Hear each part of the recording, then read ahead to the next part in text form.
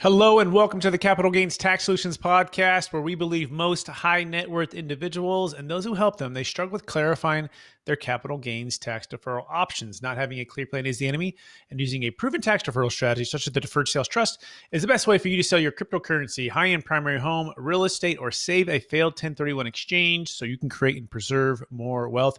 I'm your host, Brett Swartz. In each episode, I'm joined by some of the best wealth, financial, real estate, and business minds in the world, where they share their ideas, deal stories, and inspiration. So together we can make complex tax deferral strategies simple and passive income plans achievable. We're also streaming on expertcresecrets.com, and you can find us on iTunes there as well. Hey, I'm excited about our next guest. After a successful career in the Air Force and as an executive role for a software company, he founded a consulting company in 2005.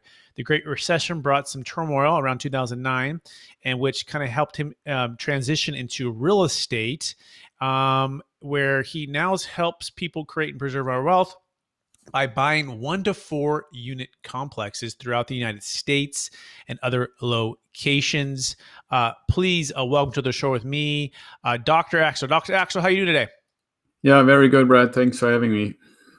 Absolutely. Glad to have you on the show. And would you pronounce our last name for our listeners? Because Dr. Axel is the first part of the first name. And then tell us a little bit more about your story and your current focus. Yeah, absolutely. So the last name is Meierhoefer, which is a very German name, and that's also where the accent is from. And like you started out, the story is basically I came over here as an exchange officer with the U.S. Air Force. There's a program where you literally take the other person's job. So I became an assistant director of operations, and the guy who had that job took over the flight school that I was responsible for. And did that for a while. And we thought after 2 years we would go back, or maybe 3 years would go back to Germany. But after that assignment, I was told there was a need for a project management job at the US Air Force Base. And I did that for 6 years. And ultimately, when you can't fly anymore, you get close to a retirement age. And you can decide, I always said, if you want to fly a desk or you want to get out. So I decided to get out, was immediately recruited into a software company in Santa Barbara, which will probably come back up again when we talk about the capital gains tax. And worked for them for 4 or 5 years before I started my own business. And then, like you said, came up with this question, how do you actually work and develop some income, passive income for retirement? And over time and over the years, developed this passive income strategy, first for myself. And then people said, oh, you got to share it and you got to put it on the web and stuff like that. And so I started doing that, and now we're helping other people do the same thing, basically walk the same path that I'm walking. Amazing. And you're out of San Diego now. I spent a little bit of time there in college, which is an amazing place. And you're buying fourplexes or single family up into a fourplex in multiple locations. And we're talking about building an ideal real estate wealth and growing that and what that looks like here in a minute. But before we go there, Dr. Axel, I want to take one step back. You know, I believe we've all been given certain gifts in this life, and these gifts have been given to us to be a blessing and help to others. So I'm curious, what's maybe 1 or 2 gifts that you believe you were given, and how does that help how you help and bless people today? Yeah, I really think you nailed hit the nail on the head, because it's really a gift, given that I wouldn't even be able to say where it came from. But I always say, if somebody were to ask me what's my superpower, then it's probably the ability to see the big picture much before other people see it, right? Like you can oftentimes look at things incrementally or right before your nose or ahead of your nose or something like that. And somehow, and I don't really know how to do it, honestly. I oftentimes get people to tell me, where did you see this? How did you anticipate this? And that's basically, see things in the big connective frame. And that has helped me a lot of times to avoid mistakes or develop strategies and stuff like that. Amazing. Absolutely love that. And so now let's dive right into what is it that you do. And by the way, you can find more about Dr. Axel, and I won't even try to pronounce his last name. Just know that it's Dr. Axel at idealwealthgrower.com. That's idealwealthgrower.com. So, Dr. Axel, what's the number one way or number one secret, or the first secret to building your portfolio with cash flowing, producing 1 to 4 units throughout the United States? Well, the number one thing, and it's very close to the number two thing, is performance. Is really becoming clear in your thinking, or if you have somebody to help you as a mentor or as a coach, really become clear. How do you define performance for yourself? So in our case, we basically use as an initial anchor for performance the 1% rule, meaning like you look at a property, how much do they want to sell it to you for? And you take 1%, and that should be your monthly rent. So if I look at any properties here in our area, they're anywhere between about 650,000 to $1 million. That means even if I get the lowest end $650,000 property, I would have to get $6,500 a month in rent to meet that performance. And that is pretty much impossible to find. And that's why we said we need to find a place or places out of state where that is possible. So performance, I would still say, is probably number one, closely followed by the selection of the turnkey provider. Okay, so make sure we gather that for the listeners. So performance, close number one. You defined performance, or how do you define performance for yourself? So make sure you have a clear vision for what winning is, right? Let's define what's going to score the bucket and what's not going to score the bucket, right? What's going to get the base hit, the double, the triple, the home run. Right. And one way to applicably apply that is using what's called the 1% rule, which states that if I can buy something, let's say for $650,000, I would like to have at least $6,500 of rent, right? 1% of that on a per monthly basis. Is that a fair summary? Yeah, that's perfect. Excellent. And then you said the second one was? The second one is the selection of the turnkey provider. And I have to go a little bit broader so people understand. So turnkey investing basically means you find a company who finds what I call the ugly duckling in a nice neighborhood, the kind of like the worst house there, buys it, puts all the renovations, new electrical, new plumbing, kitchen, bathrooms, everything new. So the company renovates it and then puts a price on it that is at or just slightly below appraisal. Now, if they do this as the good ones do, 10, 12 properties a month, they have a pretty good idea and they know the area very well on what is a fair price that the property after renovation would appraise. So that's on the one hand, the price that you would buy it for, but also importantly, it needs to appraise so that you can actually put financing on it.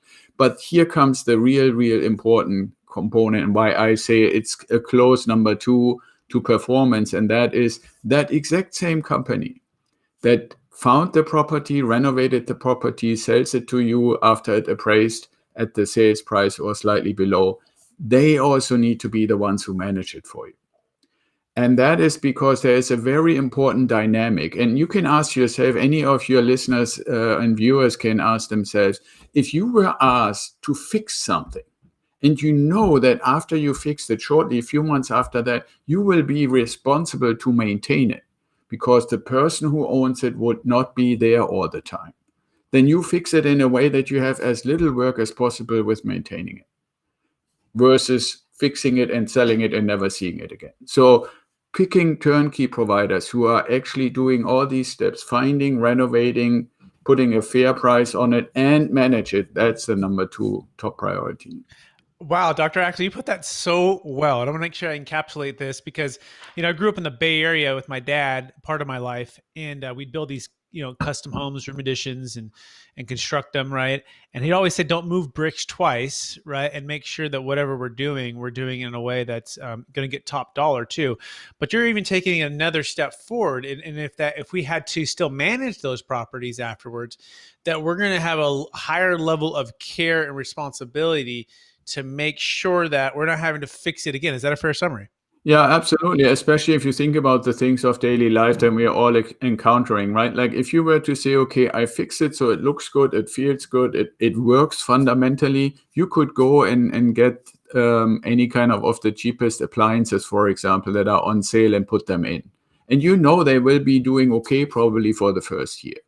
But when you think about it from a long-term buy and hold strategy, and you will be the one maintaining it, you would probably say, well, I'm rather giving up a little bit on the profit of the sale and make my monthly management fee without ever really or for a long time having to do anything, and therefore put a little bit better appliances, a little bit better faucets, a little bit better light fixtures, and on and on and on. If you go through any apartment or house that you and your dad built, or any of the listeners maybe living in, and say, okay, look around and see all the things and imagine, would you put in the cheapest possible thing you could get to maximize profit when you know that if it breaks, you are the one that's going to be called to fix it? Mm-hmm. And you're going to be the one that's responsible, right? Held accountable. I think that's the other part, right? Because even though you're the investor and they're the manager, you can say, hey, look, they can't just point to the other guy, right? Oh, well, 2 years ago that you go talk. No, you were that guy 2 years ago. You were that guy 6 months ago, right? What didn't you or didn't you do what you should have done?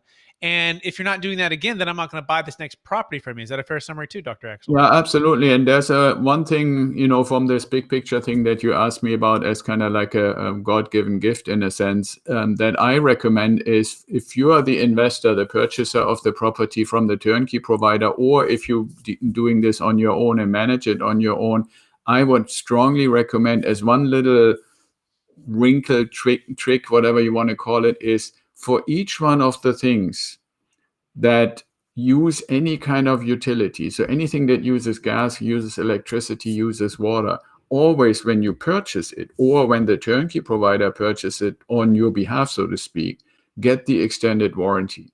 I once did a case study to go literally through the whole list, sat down with one of these people at Lowe's and said, I pretended as if I were to basically equip a house with everything that I could imagine. Then asked, okay, tell me, for all these things on our list, which ones can I get an extended warranty for, which was about 80%. And then I asked, how much would it be? And the price for the extended warranty, anywhere between 3 years to 6 years, 8 years on like water heaters and stuff like that, came together when you added it all up to about $1,000. So if you really think about it, you buy $100,000 house, you pay an extra $1,000, but you know for a fact that everything pretty much is under warranty for the next 5 to 8 years. That's, foresight that really makes the deal good for you and for the turnkey provider, because if anything breaks, then you don't have that hassle of whose fault it is. You just apply the warranty and walk around. Yeah. Love it. Makes sense. So buy the extended warranty, people, especially for newer appliances or newer houses, and get that going there. Or I guess you could even say for used places too, right? Because if you get into the place and it's already a couple of years old, it's probably even more likely to fail, right? So you might as well get the warranty on that as well.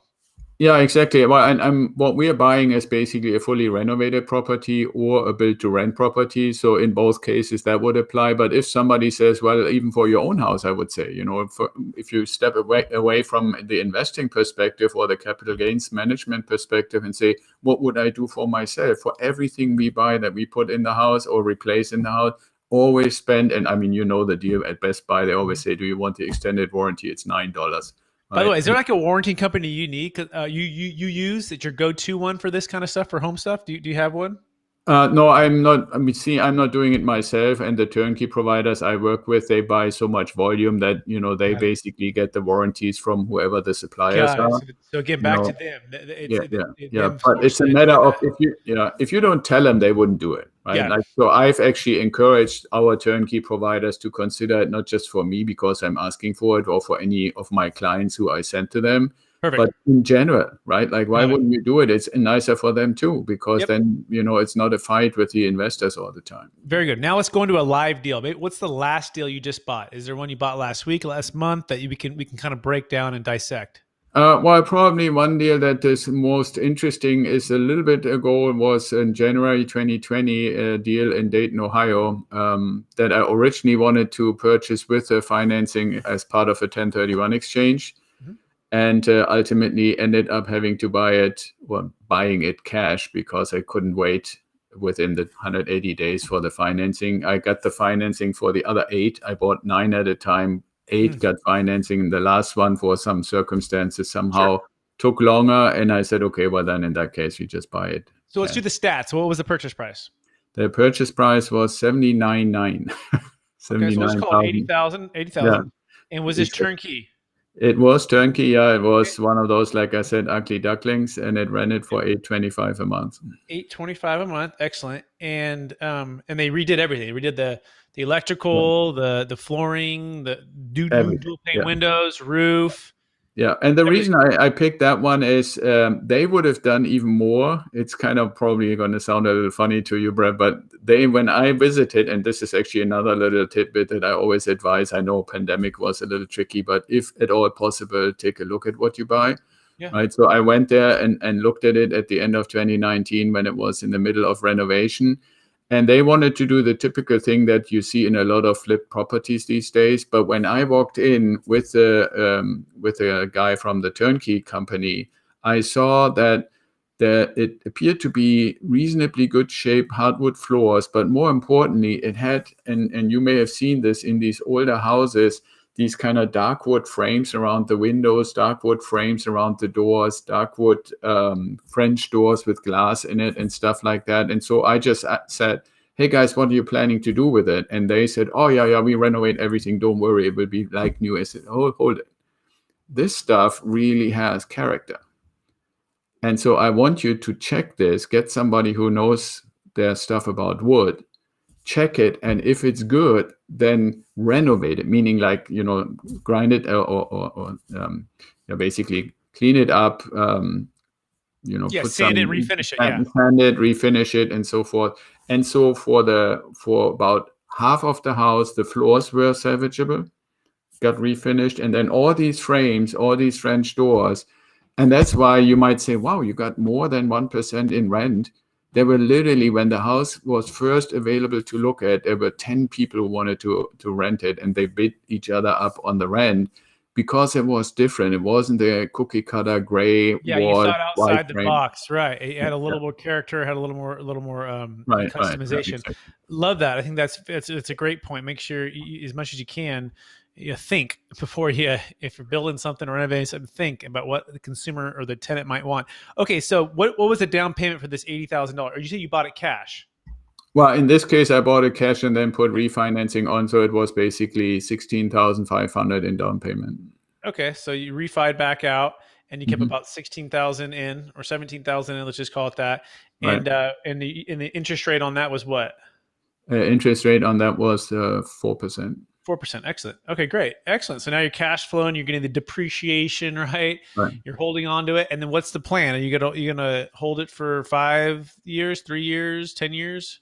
Well, there's one thing in the overall strategy, and I mean, you mentioned nicely Ideal Wealth Grow a couple of times as what we put out on the web, but the ideal is not just a word because of the turnkey out-of-state investing strategy, but the ideal is also an acronym, right? So what you just mentioned, the cash flow is basically a derivative of the income. So the 825 initially was the rent income. The D is the depreciation that you already mentioned. E would be the equity, which has basically come from appreciation. So if you think about, I bought it in January 2020. I just got it recently appraised for the refi, and it appraised for 96, right? And I bought it for 80. So that's a pretty penny in a little more than a year in appreciation. And then the L is the leverage. So yes, because of the 180 days capital gains 1031 thing, I needed to initially buy it. But the leverage that is now on it gives me the cash flow, for about 260 or so. Absolutely love it. Excellent. So that's now shifting to capital gains tax, solutions and maybe some challenges perhaps that you face. So what's the biggest frustration when it comes to capital gains tax deferral and or the 1031 exchange? Well, I would say depending on how you actually approach it, if you just do one for one, right? If you say I have a property in X location, I want to go to Y location, and it's about the same, I think it's pretty straightforward and pretty doable. In my case, you remember I mentioned when I retired from the military, we were recruited to this company in Santa Barbara, we bought a house there that we lived in. And ultimately, when we moved away, we turned it basically in a rental place. But the problem with that was a huge property that got a lot of equity over the years that it was rented. And when we wanted to exchange that, it was an exchange 1 to 8, right? And then it really gets tricky, because when you have the intention to get these really well-performing properties, but a whole bunch of them, the first real big frustration that I had was to say, okay, well, to be on the safe side, which goes back to this big picture frame thinking, I won't just identify 8, I want to identify maybe 12, 13, 14 properties.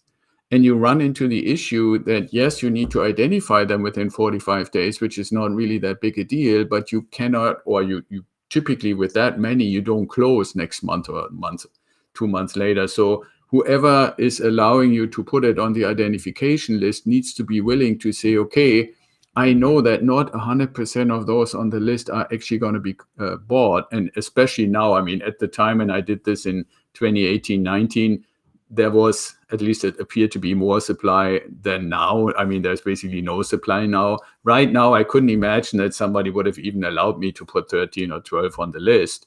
But that's a frustration that on the one hand, you say, okay, how am I supposed to do the deal and really to 100% avoid the capital gains tax? But if I only put 8 and any one of them doesn't get fully renovated in time, or I can't get the financing for some weird thing, or the title company found something during the search that takes a year to resolve, or anything like that, you're not really 100% screwed by for whatever of the exchange amount you can't really exchange.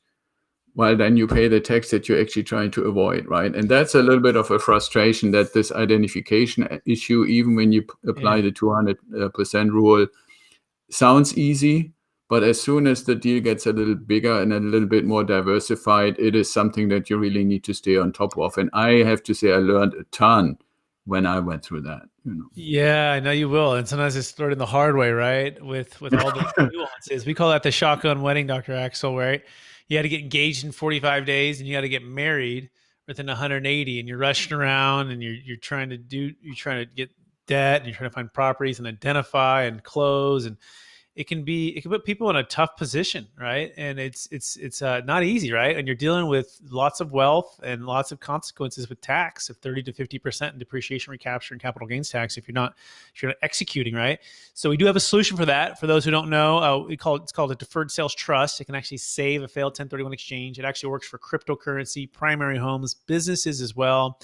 And it's a nice alternative. You don't have to identify it, by the way. It's not one of your 3 positions. It's not a Delaware statutory trust. It's not a TIC. It's not a 1031. In fact, it's a deferred sales trust, completely separate. We just saved a failed 1031 exchange out of Georgia. A gentleman sold 128 units, and he was faced past his 45 days. He used the deferred sales trust to save his 1031 and defer about $1.1 million of tax. You can learn more about that at capitalgainstaxsolutions.com. That being said, Dr. Axel, are you ready for the lightning round? Yeah, totally. Go ahead. All right. Knowing what you know now, if you go back to your 25-year-old self, what's the one golden nugget you'd make sure to tell yourself to do? I would put 10% of everything that comes into an accumulation account. Excellent. Okay. So 10%. So pay yourself first, 10% savings. Okay. Next question, favorite book or that you've gifted or read in the past year? The Wealthy Gardener by John Soforic. The Wealthy Gardener? Mm-hmm. Yep.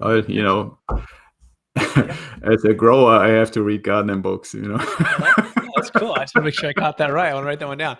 All right. Question number 3. What are you curious about right now? I'm really curious how much work from home we're going to continue to have, because if this sticks, I would probably change my ideal house from 3-bedroom, 2-bath to 4-bedroom, 2-bath. Yeah, that's very practical. I'm with you there. I got 5 kids too. I'm like, man, if this thing sticks, I got to figure out some stuff, because there's a lot of movement, and a lot of time spent at the house. So, cool. Next question. After all your success and helping all the people you've helped, how do you stay centered in your values, and how do you stay encouraged to charge forward to reach new heights? Well, the most important thing for me is you have to basically, in the context of setting principles, really be first very clear, what are they? and I don't just mean moral things like that, but like, for example, the 1% rule. There's so many times where you can be tempted to say, well, it's 0.95. Why not? Right? But it's really important to set those things, basically, I would almost say carve them in stone to the extent possible. And then in that combination, really be disciplined. If you do those two things, you become really clear what you want and what your principles are, and then be disciplined in executing them. There's no way that you can't be successful. Absolutely love it, Dr. Axel. It's been more than a pleasure getting to know you for the last 20 minutes. For our listeners wanting to get in touch with you and learn more about you, could you remind them one last time what's the best place for them to find you? Well, if you go just axel@ideawealthgrower.com for email, or you go to the website, and our IT guys make it so that all kinds of stuff pops up after a few seconds. So you just put in your name and your email, and then we reach out to you. Excellent. Dr. Axel, thanks for being on the show. I want to encourage you to keep using the gifts and talents you've been given, which is seeing the big picture before others see it, and then helping others to create and preserve more wealth with real estate investing, mainly 1 to 4 units, mainly turnkey, out of state, mainly renovated units. Amazing stuff, Dr. Axel. Thanks so much for being on the show. And I also want to thank our listeners for listening to another episode of the Capital Gains Tax Solutions podcast. As always, we believe most high net worth individuals and those who help them, they struggle with clarifying their capital gains tax deferral options. Not having a clear plan is the enemy, and using a proven tax deferral strategy, such as the deferred sales trust, is the best way for you to escape feeling trapped by the 1031 exchange forever. Defer capital gains taxes on a cryptocurrency, primary home, investment property, business. Please share, rate, review, subscribe to this podcast. And also remember, we're also streaming at expertcresecrets.com. Thanks everyone for listening.